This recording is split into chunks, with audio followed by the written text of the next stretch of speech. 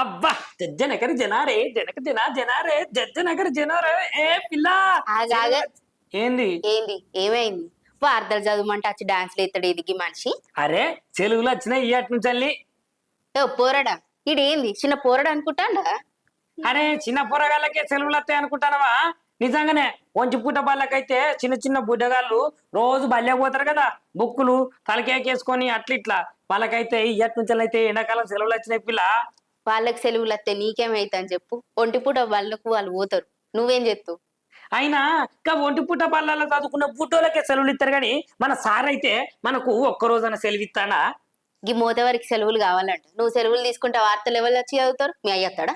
ఇక ఎవ్వరు రారు గాని ఇక చూడు తెలంగాణ రాష్ట్రంలో అయితే ఒంటి పూట బళ్ళు సురువైనాయట. గా వార్త నువ్వు కూడా చూడాలి కదా మరి. అబ్బా అబ్బా అబ్బా అబ్బా నీ ఎండలు చల్లకుండా ఇక ఎండాకాలం వచ్చిందంటే చాలులా ఇక పిల్లగాళ్ళకైతే దూపకైతే మస్తు గోసలు పడతారు.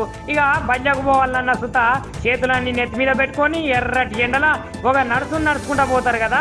అట్లాంటి పిల్లగాళ్ళకైతే ఒంటి పూట బళ్ళు స్టార్ట్ అయినాయని చెప్పాలి. ఇక పొద్దుగాలనే బళ్ళకు పోయి 12:30కైతే వాళ్ళైతే స్కూళ్ళకి వెళ్ళి అయితే ఇంటికి వస్తారట. ఇక తెలంగాణ రాష్ట్ర వ్యాప్తంగానైతే ఈ అటు నుంచి అయితే ఒంటి పూట బళ్ళు నిర్వహిస్తామని చెప్తున్నారు. ఇక పొద్దుగాలనే 8 గంటల నుంచి అయితే 12:30 అంటే 12:30కైతే క్లాసులు అన్ని అయిపోవడంతో పిల్లగాళ్ళు అయితే ఇంటికి వస్తారట.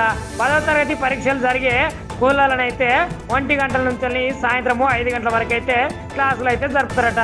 ఇక ఆంధ్రప్రదేశ్ రాష్ట్రంలో అయితే 7:45 నుంచి 12:30 వరకు అయితే బళ్ళు కొనసాగుతాయని, అట్లనే 10వ తరగతి పరీక్షా కేంద్రాలున్న స్కూళ్ళల్లో 1:15 నుంచి సాయంత్రం 5 గంటల వరకు అయితే తరగతులు అయితే ఉంటాయని వాళ్ళైతే చెప్తున్నారు.